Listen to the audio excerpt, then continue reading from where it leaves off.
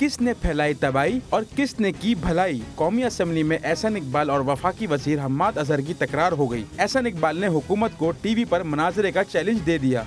मैं आपको चैलेंज करता हूँ, टीवी के ऊपर आए, लाइव मुज़ाकरा करें, लाइव बहस करें।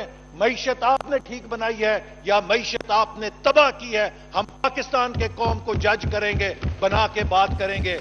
वफाकी वजीर हम्माद अजहर ने न सिर्फ चैलेंज कबूल किया बल्कि टीवी के बजाय ऐवान में ही जवाब देने की पेशकश भी कर दी। हम्माद साहब, इसने चैलेंज किया है, आप तैयार हैं इसके लिए? जी, मुझे जरा जवाब तो देने देना। अभी देख लेते हैं कि ये यहाँ बैठते हैं कि नहीं मेरी तकरीर सुनने के लिए, कितना चैलेंज के अंदर इनके दम है।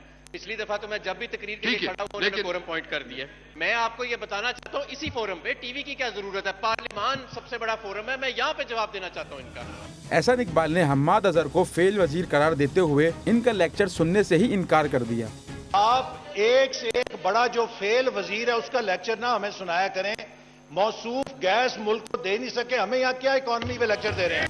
हम्माद अजहर ने ताना दिया कि चैलेंज करने वालों में जवाब सुनने का हौसला क्यों नहीं। ये इनमें क्यों हौसला नहीं है? स्पीकर साहब, इनमें क्यों इतना हौसला नहीं है? हमने इनका पाकिस्तान स्टडीज का लेक्चर सुना है 1 घंटे के लिए, इनमें हौसला नहीं है। चैलेंज देते हैं और अब हौसला नहीं है सुनने के लिए। सुने बैठ के। कौमी असम्बली में इल्जामात का सिलसिला तो चलता रहा, लेकिन हमेशा की तरह ना मुनाजरे का कोई नतीजा निकला, ना ही किसी फरीक ने शिकस्त तस्लीम की।